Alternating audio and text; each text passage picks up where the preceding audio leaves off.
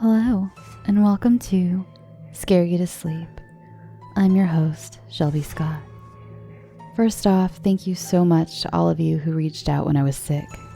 It really meant a lot, and I was blown away by how many Instagram messages I received. I'm so lucky to have such supportive and sweet listeners. I'll also be doing a live stream soon. I took a poll over a few different platforms about where to do my live stream, and it looks like the majority of you prefer YouTube. I think YouTube is a little more accessible. A lot of people have left Facebook these days, so I'm going to give YouTube a try. I will pin down a date and let you know. In the meantime, you could submit any questions you want to ask. You can send them through the show's Instagram page, message them to me on Facebook or on Twitter, or email them to me, or you can wait and ask them live during the live stream. I don't know how many questions you'll have, but here's your chance to ask if you have any. I'll also be reading from a book of true ghost stories I found at my parents' house while I was visiting. Hope to see you guys there, and keep a lookout on my social media for a date. Our first story tonight is from my friend, Andre Matthews. Andre has an amazing new podcast called Bruh, Issa Murder. Bruh, Issa Murder is a true crime podcast that blends the tragic fates that befall people of color and people of color in the LGBTQ+ communities, and the trials and tribulations their families face after their deaths trying to bring their murderers to justice. It also features up-and-coming musical artists during the intermission. Andre has submitted a gut-wrenching story set in World War I. It's called Trenches.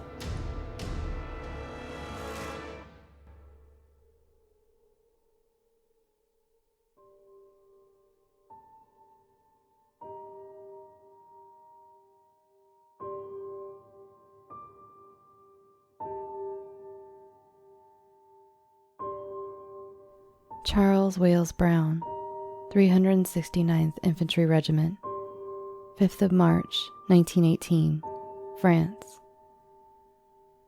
Dear Anita, it's been weeks since I wrote, and for that I apologize. At last I wrote we were the 185th. I guess we're under new management.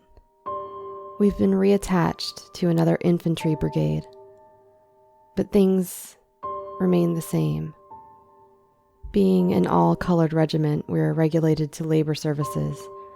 Apparently, they believe colored folk don't have a killer instinct and are violent enough to be put on the front line. My platoon sergeant has assured us that we are just as important as anyone else. It sure don't feel that way.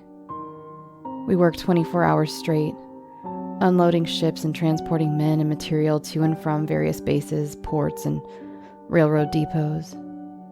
We are also responsible for the dirty work, removing unexploded shells from fields, clearing disabled equipment and barbed wire, burying soldiers killed in action, and digging trenches. It's the last two that get to me. Because what's a trench other than a big grave? Both dug in haste by weary men. Both slowly fill with runoff from rain, piss, and God knows what else. Both become homes to men snatched from their real homes in the prime of their lives, both teeming with rats. 20th of March, 1918, France. Dear Anita, my aim was not to upset you with my last letter. I know you worry. I miss you more and more every day. Your beautiful green eyes and hair softer than cotton. At night, I lay awake and reminisce about the first night we're together. The back on my truck, under the stars, it was like they were putting on a show just for us. There's not much time for stargazing here. We sleep during the afternoons for about 3 hours and spend the rest of the day doing chores. The communication trench we dug not too long ago flooded due to the rain. It's going to take forever to repair. I thought the flood was a blessing in disguise. Thought maybe it would drown or at least drive off these rats. The bastards swim. Not only are they getting bigger and more aggressive, but I swear they're getting smart. They avoid traps and poison treats. The sons of bitches have also started taking bites of people as they sleep. They must think that they're dead. There was one that I can't get out of my head. I woke up to this tugging and sharp pain at the bottom of my foot. I kicked wildly and then stood up. The thing nibbled right through the bottom of my boot and broke the skin. I expected it to run off like the others, but it just stared at me. It had to be the size of a house cat. Pitch black, patchy fur with bright orange eyes. The spots where fur was missing, you could see a throbbing vein. Its whole body would expand when it breathed. Quick, sharp, audible breaths. I threw my boot at it and the fucker ran and dove into the pool of water in the flooded part of the trench. Hopefully things will get better here. Love, CW. 13th of April, 1918. Dear Anita, sadly I was unable to get issued new boots. I simply patched the hole, which offered little protection from the elements. As I'm writing this, I am in a dugout makeshift infirmary with a suspected case of trench foot. I am one of the lucky ones, however. Due to the working conditions we are subjected to, my case is mild with just some swelling. But the others... We don't get visited by the medic. Their first priorities are the white frontlinesmen, so we do what we can. The more advanced stages of trench foot are something I've never seen. It starts with blisters, and then those blisters turn into deep, open sores on top of swollen, discolored skin. This literally leads to what some pointed out as a fungal infection that travels up the leg. They say the only way to stop this spreading is cutting off the limb, but no one has the knowledge or stomach to try it on anyone. There's something else, though. The open sores. On the patients with the most severe case, these sores appear all over the body. Not blisters, just every day a new open sore. Someone different. Specialist Evans is the worst case so far. He's barely ever conscious, just moans and rattles. Both feet up to his knees are just completely black. His back is riddled with sores of varying sizes from his neck down. Then there's the smell. Like death. I'm not sure how much longer he has. Wish me a speedy recovery. Love, CW. 22nd of April, 1918. Dear Anita, I love you with every fiber of my being. I wish to hold you in my arms, but I fear I will be unable. Something horrible has happened. The other night I was fast asleep in my cot, dreaming of home again. I woke to a putrid smell of bile. I opened my eyes to see Evans standing over me, which caused me to shoot up. I asked him what he was doing out of bed, and he tried to say something. I couldn't make it out. It wasn't words. It sounds as if he was trying to speak, but was choking on every syllable.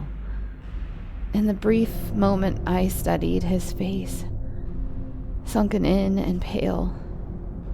His mouth wasn't even forming words. His jaw was just opening and closing.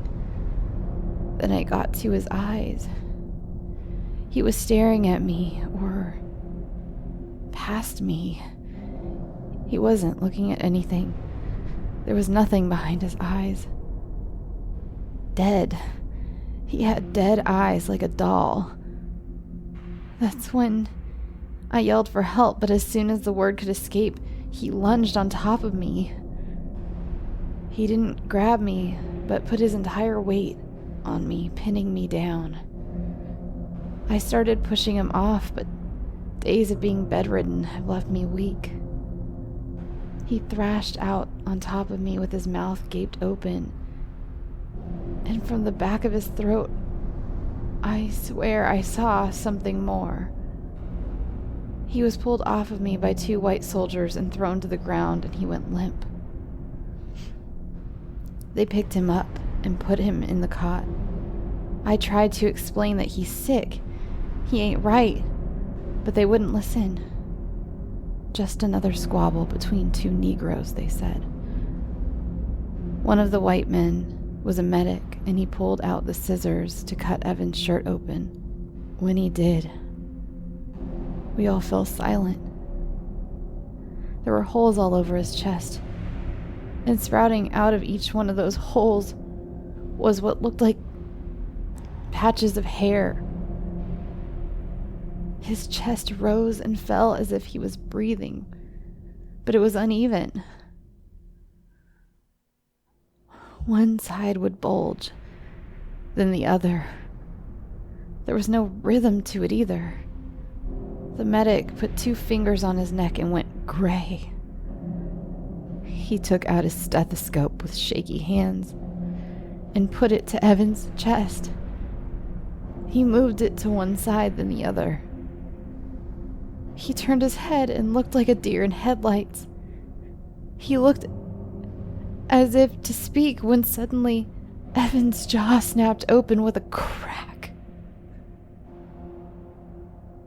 We all stared and watched as a snout and a pair of orange eyes, followed by a fat, patchy-haired body, wrenched its way out of his lifeless mouth with a bone-chilling screech.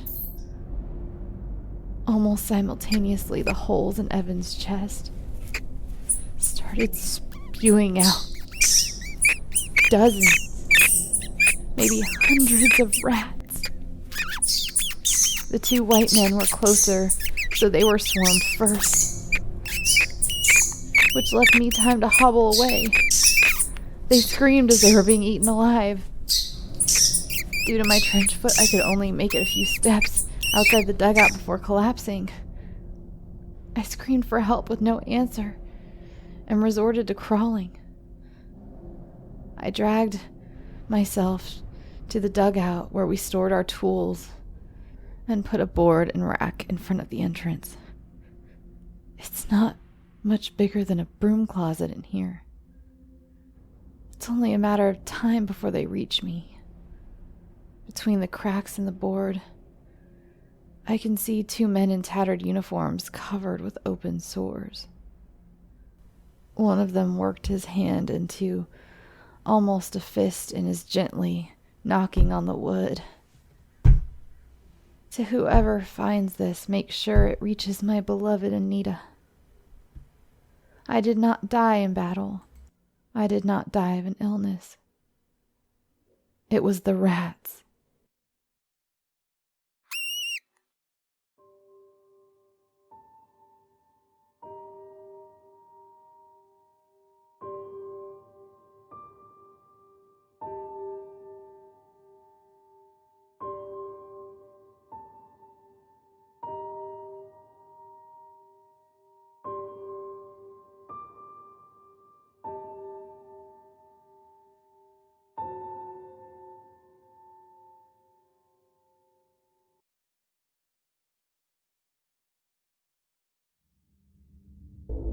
Do you love horror and weird fiction? Enter Maeltopia, a new world of horror fiction. A podcast featuring interconnecting short stories, series, and web serials, all taking place in a single horror universe. Listen to the Shepherd of Wolves series, where a killer who blurs the line between art and death is lured into a dark and mysterious killing game. Discover the Lost Library series, an exploration of Maeltopia's many first-person accounts of bizarre, disturbing, and sometimes violent events and characters. And listen in on The Weird Book Show, an in-world podcast where the hosts examine the fallout from the Great Darkness of 1999 and the many events, artifacts, and conspiracies that have led to modern-day Maeltopia. A growing world of mystery, monsters, and madness, with a deep mythology that webs its way across multiple dark fiction series and web serials. Maeltopia provides the horror lover in you an incredibly immersive experience that's sure to reach the top of your playlist. Just search for Maeltopia, a new world of horror fiction, on your favorite podcast provider. That's Maeltopia, Maeltopia, a new world of horror. Don the shadows of Maeltopia and listen as the night becomes the world.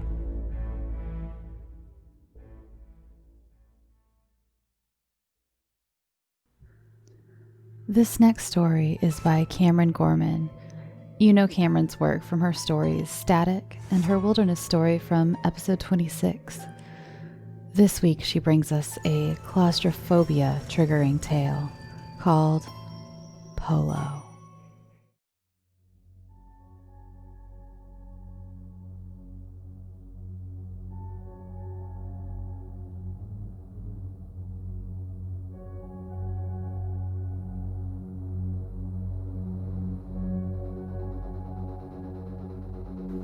Bach. He'd always hated Bach. Or maybe it was Mozart. Whoever it was that had started playing piano at 5 or 6 or some other ridiculous age. He hated them. How are you supposed to be tapping away at the ivories, pleasing people with your tiny powdered wig? Composing music that teachers liked to pretend they liked when you had a bag of homework or a yelling parent. When you were too busy leaving strings of spit and snot and tears like a big leaky balloon in the fur of the stuffed animal you never brought yourself to throw away. Nobody has time for piano when their eyes are pink with salt and their favorite place is a quiet corner of the bathroom. Besides, Alroy thought, he was Irish, and Billy Joel was wrong about bread in his jar, at least in his pub experience. But that was small. Everything was small, if you compared it to the terrifying concept of life after 18. Newspapers were dying, gone. Newspapers, as of 2 minutes ago, by a BuzzFeed article about the various uses of masking tape, were dead. They were gone, and Alroy hadn't even been born fast enough to get a paper cut as they flew by his fingertips. At 5, his family still had the closest city's newspaper delivered to their quiet stretch of suburbia. And by 14, the paper was no longer there, soaking up rain as it sat unused on his curb, the neighbor's curb, everyone's. So now, his little childhood fantasy, perhaps cute to adults and overweight aunts, was undeniably evicted from reality. A little boy crafting household newspapers out of construction paper. A Halloween costume with a little editor's brown visor or a little paper in his hat that read reporter, all in sideways capitals. Asking through an orange plastic echo mic, "What's your favorite lizard?" All of that had been replaced by the knowledge of and need for a crisp $20 in his shoulder bag. Perhaps 40 years ago, you could have called the pursuit worthy and bankable at that. You could sit around dimly lit New York and Chicago bars with the other old boys and wipe your ink-stained hands on the sweaty gin glass and call each other champ. The stories would be true, because that's how people got their news. He would write about new buildings, new murders, and new mayors, all in the sweltering heat of an office. But now, Alroy knew, with a growing discomfort in his ribs, that you had to be sensational. If you wanted to make it anywhere, and he was going to, you had to break something. A first big story.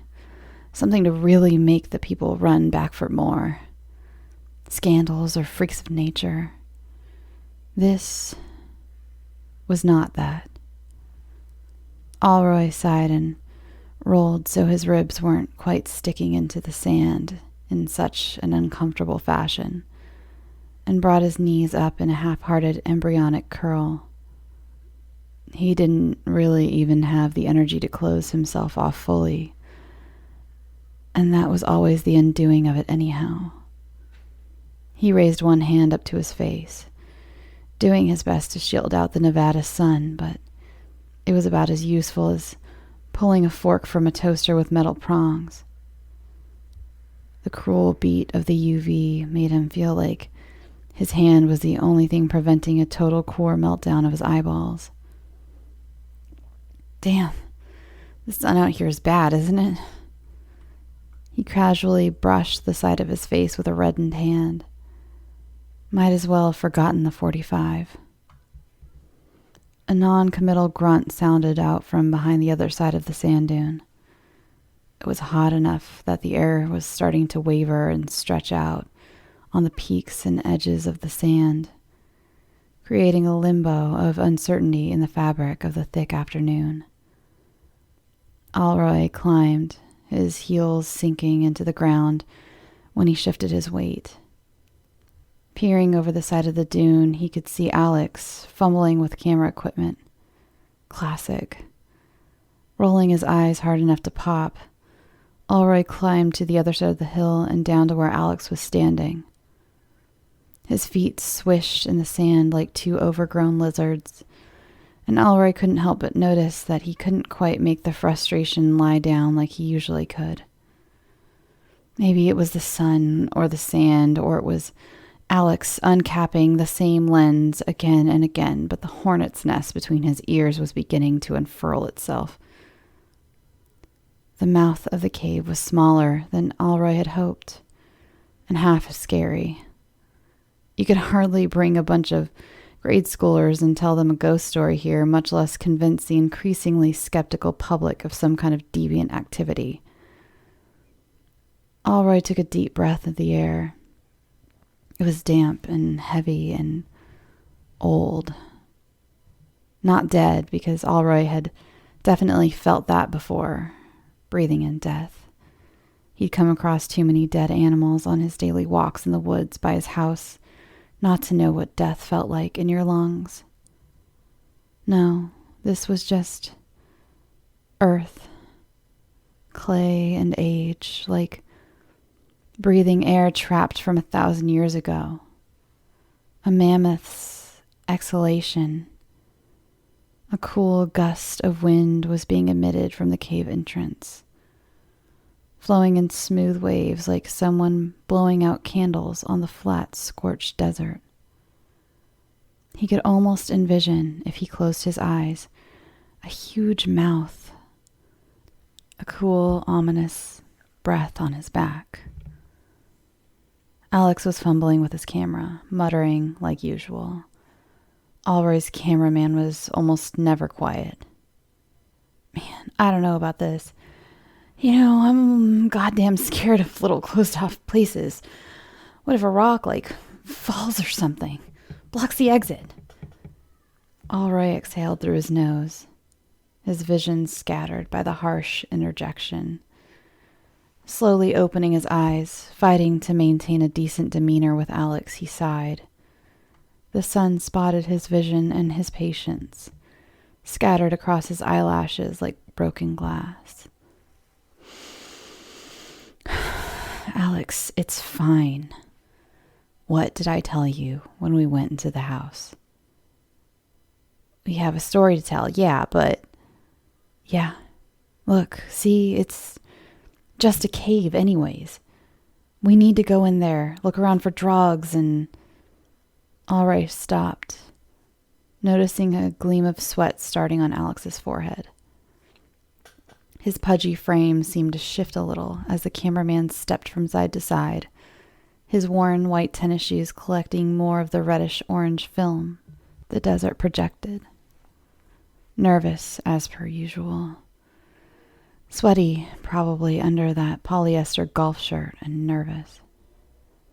"Yeah, fine," Alex said begrudgingly. "Fine? Well, whatever, man." Alex put on a rocky exterior, knitting his eyebrows together and making a show of hoisting his camera up on his shoulder. "God knows I could use some goddamn money."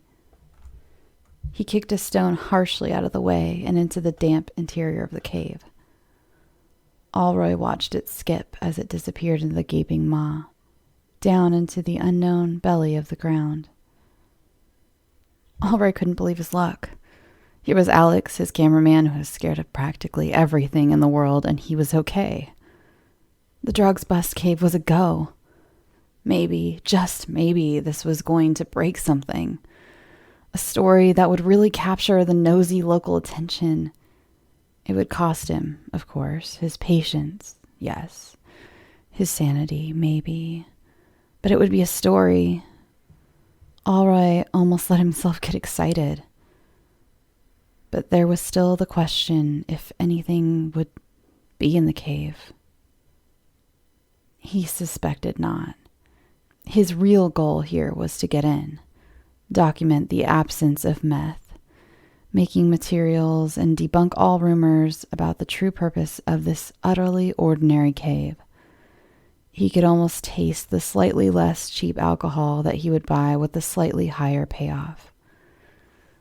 The cave was dark and cold, and as far as the weak beams of sickly light dashed around by their plastic flashlights could tell, as empty as Alroy had assured it would be.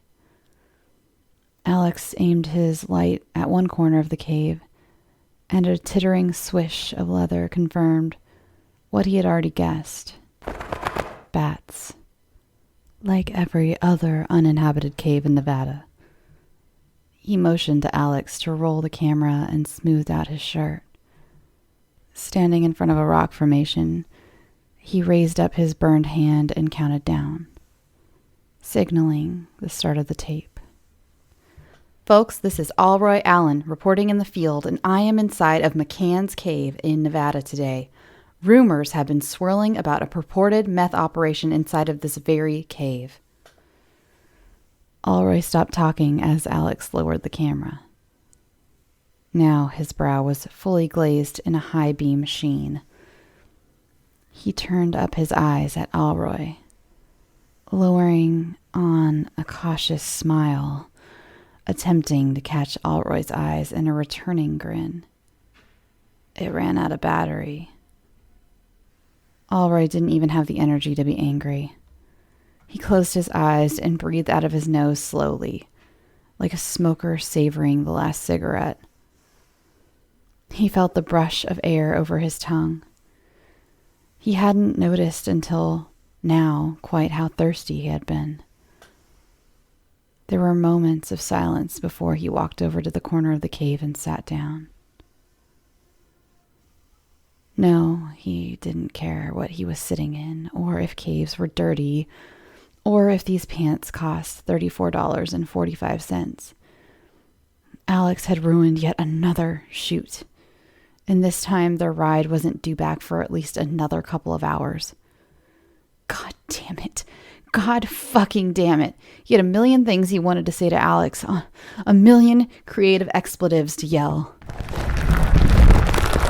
Just then, a crash sounded on the other side of the cave. It was enough to freeze Alroy completely. A cold feeling in his stomach completely washing away the fire that, not moments before, had been blazing high. "Alex?" There was no reply.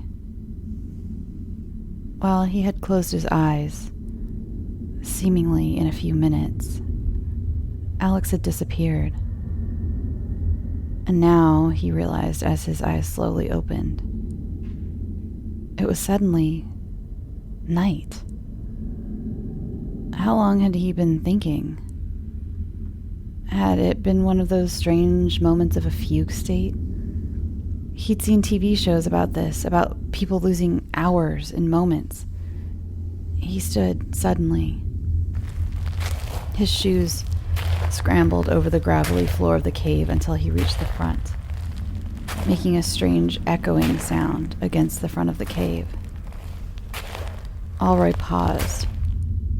It was strange that the echo would reverberate so soundly back to him in the liquid pitch. It was strange in the dark. Strange that the sun had gone down so quickly. Alex was turned away from him, staring at the blackness that was the outside of the Nevada desert. Alroy snorted with disgust at the display and started to walk out of the cave, but was suddenly stopped by a cold force to his front and a chilling realization. He moved his hand up slowly, not yet sure what it was that had stopped his exit.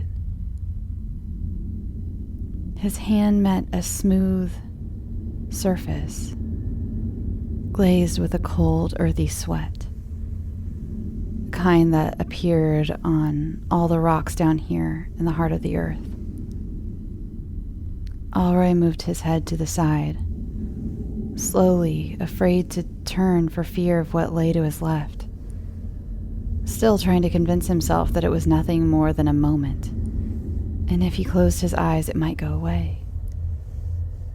He shut his eyes tightly and opened them again, half really expecting to open them to a clear shot straight through to the Nevada night, a dissolving block of air dissipating before his eyes. His heart slammed against his ribs so hard, and for a minute, as he opened his eyes and stared at the still there rock, not an illusion after all he could think about was how the kids at recess used to taunt him with that very nickname, Ribs. Not feeling the hammering of his heart slow at all, Alroy willed himself to turn his neck to the left and look at Alex. Alex was staring ahead, his eyes dry. He turned around, his back against the rock, and slid to the dusty rock floor. For a minute, everything was quiet. Alroy glanced back at his hands, folded in the dust that had collected on the inside soles of his shoes. Alex still staring in terror at the area outside of the cave, as if he could see past the great piece of rock blocking them from any hope. Alroy hated him for this. He hated him. He hated that he had no will to go forward, but deep down inside himself, he knew. It was he who had brought them both here, and there was no denying it. Alex told him he was claustrophobic. He told him. And he had gone ahead and did it anyway. Alroy felt the cold pitch of guilt in the bottom of his soul and tried to hold on to it, desperate for the dignity after what he knew was this massive transgression. His mind's hands held onto the icicle, even as it melted and slipped through his fingers, sliding into the familiar heat of the white-hot anger that collected at the back of his skull. Fucking Alex. It was his fault. Sure, maybe, but he wasn't the only one standing goddamn useless to his left, wringing his hands like some kind of bereaved widow. He wasn't the one who had known about this project for weeks and still came with a half-dead camera and a polyester shirt in the 100-degree heat. Alroy felt himself standing up, moving almost before he realized what he was doing, to the other side of the cave. Alex snapped out of his weird stare, turning around with a sudden jolt to face him. "You know, I'm sorry," Alex whispered, his voice a pleading annoyance to Alroy now. He didn't have time for this amateur crap anymore. He wasn't even going to respond. All that mattered now was a way out. "It just happened. It just happened." Chancing a look behind him, Alroy saw that Alex's face was more scared than his slightly even voice had let on. The man's face had taken on a pallor not unlike Alroy imagined, someone who hadn't been out in the sun for a while. His lips were harder to distinguish from the rest of his face, as the blood had all but drained from them. In the ebony light, he looked almost ghostly.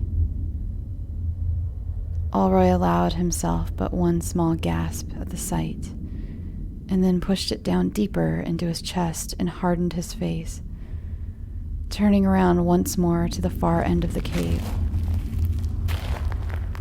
Alroy walked as fast as he figured he could, without hitting too many of the chalky stalagmites that cropped up around the cave floor.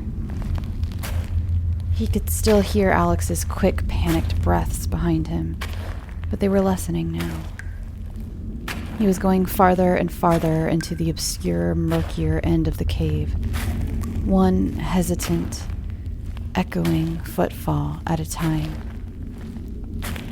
To be honest with himself, Alroy couldn't even tell why he wasn't afraid. Well, he was afraid, but not like Alex was. He tried to slap himself with the idea that he could die in this hollow confines of this stupid, stupid cave. He could be found years later, badly decomposed because of the moisture. Like that girl they'd found in the Parisian catacombs. She had been with friends and simply gotten lost. No way out, no light. She had died in there without anyone knowing the wiser, a bloated, whitened carcass, and this is what might happen to him. He dug his short nails into his palms, trying to draw blood, pain, or anything. But try as he might, he just couldn't make himself scared enough to care. The only thing he could think about was how angry he was at Alex. He was a livid, choked up, red, and he knew if given the opportunity, what he wouldn't do. He watched his feet moving like an automaton's against the dusty floor, carrying him away as if on their own volition. There might be an opening at the back of the cave. Something. Anything. Alroy stopped suddenly. Then, the idea rolling like a tiny glass marble through the wrinkles of his cortex. It dropped down into his mouth, and he said it out loud, testing the words in the dark of the cave. "What I wouldn't do," he whispered. "What would I do?" His eyes strained against the overwhelming darkness, the feeling starting to make his head pound. He was reminded of when he was a little kid in the pool playing Marco Polo. It was complete darkness, swimming through water he could not see. When he was searching, he always seemed to get strange. The lack of sight combined with the voices and the movement, it had always made him feel loose, uninhibited, out of his body. He would flail around and fall over and laugh when he didn't mean to. Then it would be over, and he would open his eyes, surprised at where he was and what he had done. The world back from a dream. Alroy sat down and felt the cold ground embrace him back, the sharp kick in his side.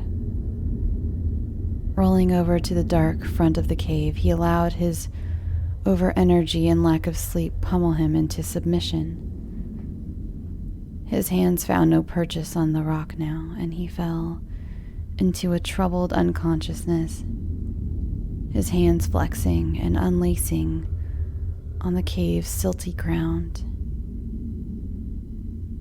It was hours before he awoke, but it felt longer. He opened his eyes from sleep only to reveal another layer of black, waking into another state of unconsciousness. He thought about how he felt when he was in the pool, floating like an atom in someone's wide body. He tried to think back to where he had been, tried to claw a plan out from the growing softness in his mind. But quickly, as he tore the wool from his eyes, a thick patch grew back, soothing his hands and dulling his mind. All he could think about was the feeling of the water against his closed eyes, the difference in thickness in the air, and his limbs floating uselessly in the dark pond. He stood up, leaning against a mossy wall for help, feeling the shift in his mind but not in his surroundings. He felt as if someone had forgotten to fill his head. He felt a bit like that now, a bit loose. His arms swung a little bit as he rocked back on his heels. His eyes shifted toward the front of the cave. There was no sunlight, though he doubted there would be any now, even if the boulder had miraculously lifted. It was black, black, black. He could have floated a hand in front of his eyes, and he would still see nothing. But there was a light. It was weak. A bluish light, the kind that gave Alroy splitting headaches. He knew it was Alex's phone, and he smiled to himself. His eyes widened suddenly, almost surprised at himself for it. But then he felt the concern draining away, jelly-like and viscous. His mouth split wider, and he lifted his hand up to his eyes. He rubbed vigorously and crept forward low to the ground, feeling insects crawl away from his searching hands. This, of course, Alroy thought to himself through a cloudy conscience, was nothing. He wasn't hurting anybody, no. He just wanted to scare Alex a little bit. Just a little bit to get back at him for the camera, for the cave. He found himself chuckling slightly at the thought of the cave and the two of them getting stuck inside of it. Probably the easiest thing in the world to not get stuck in a doorless place. Alex was probably over it now, probably eating the bag of chips Alroy knew were in his too small backpack. Probably on his phone trying to get reception. Couldn't go 2 hours without the internet. Straightening as he neared the blue light, Alroy made sure to hang close to the chilled rock walls along the corridor of shadows the siding provided. Suddenly, his foot connected with something hard and heavy. For a second, Alroy thought it must have been one of the many, many stalagmites, but he kicked it again and it released a hollow plastic thunk. It was Alex's ancient 90s news camera. He bent down and traced his fingers over the oily shell, contemplating kicking it again, just to get maximum rise out of Alex. Just then, something caught his eye. A reflection off a puddle of water in the craggy floor, green and wavering. Carefully, Alroy turned the camera over and stared, dumbstruck. It was on. The camera was on, and the green light was glowing in the water's surface. Alex had been wrong. Alex had been wrong. He had to have been wrong. There was no other explanation. Alroy knew. He knew it. He had missed the light somehow, and in his infinite stupidity had thrown the camera to the side of the saturated cave. Alroy felt like laughing and crying all at once. A tear pricked its way past his grimy cheek and cleared a track down his face.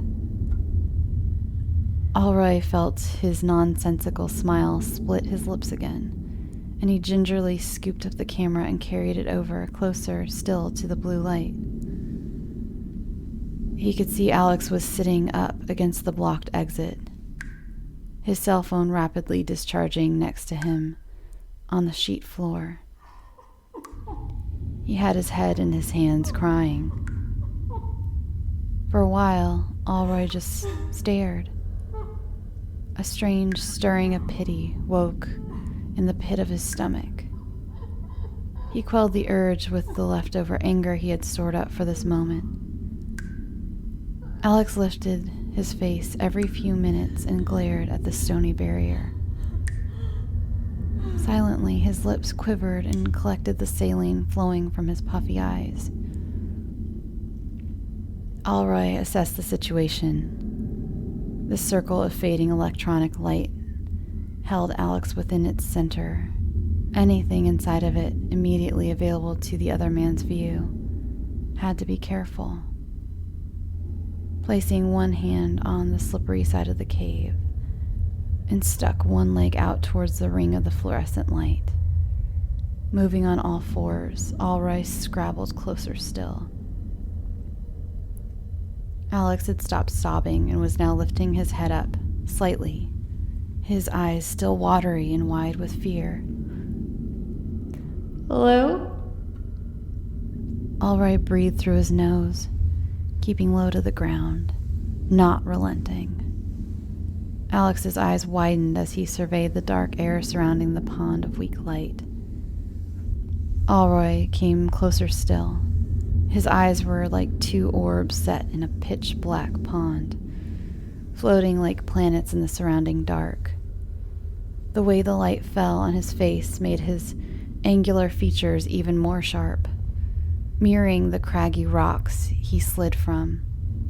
He thought of the camera, and he thought of the cave. He remembered what he was here to do, but he couldn't remember why or how, or the feeling of thought not strained through a thick duvet of feathery mold. Slowly, Alroy slithered to the outside of the circle and placed one damp hand into the luminescent pool. Alex's eyes flew up, staring at the pallid appendage now visible to him. Slowly, Alroy pushed into the circle, emerging from the gloom like a sinewy panther from the path of some jungle. His form slowly apparated, each limb and piece appearing into the light one part at a time, like he was being assembled and stitched together in front of Alex's very eyes. Slowly, Alroy opened his mouth, feeling the strange, syrupy feeling of speaking after being silent for hours. "Alex, come here," he said, putting his arms out in what he thought might be comforting. He felt the strangeness creeping in, the calls of Polo echoing deep in his head. Alex just stared at him. Crap. he thought. Crap, I knew he wouldn't. What was I thinking? Alroy said, suddenly aware of the presence of his limbs awkwardly in front of him. What was I thinking? His mind rolled the syllables over, and as he did so, Alex began to crawl. Alex's hands and knees hit the floor one at a time as the phrase slammed the insides of Alroy's mind. What? Alex came closer, his eyes still wet with tears. What? Alex reached him. He put his arms around Alex, his heart beating faster than it had before. We can't get out, Alroy said, returning the embrace. What? Alex asked. His voice was soft, as if he could not muster the strength to reply. There's no way out, Alroy said. Once again, Alroy felt a disconnect. He was aware of his quick heartbeat, his rising breathing, and he was aware of his hands and squeezing at his legs, clenching and unclenching. He was floating.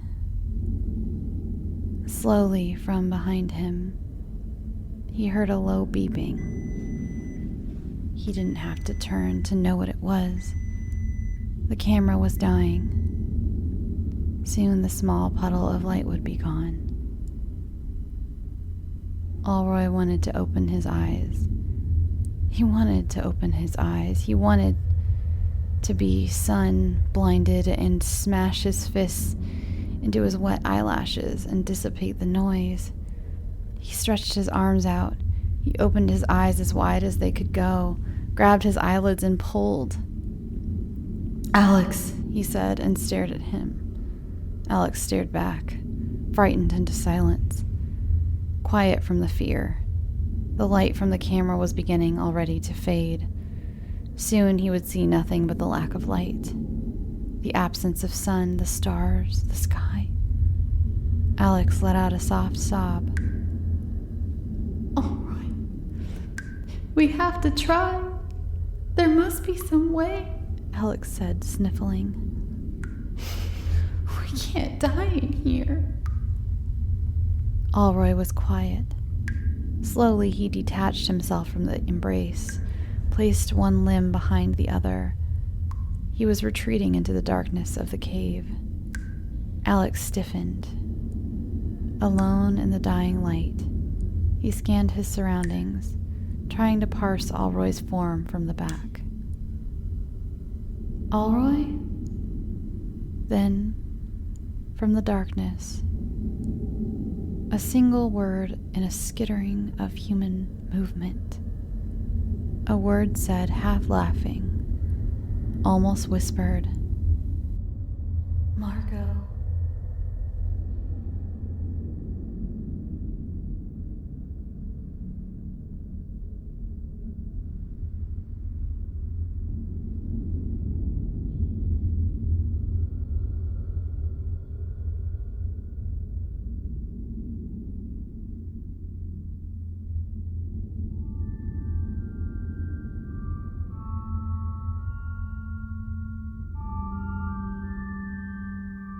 Thanks for listening.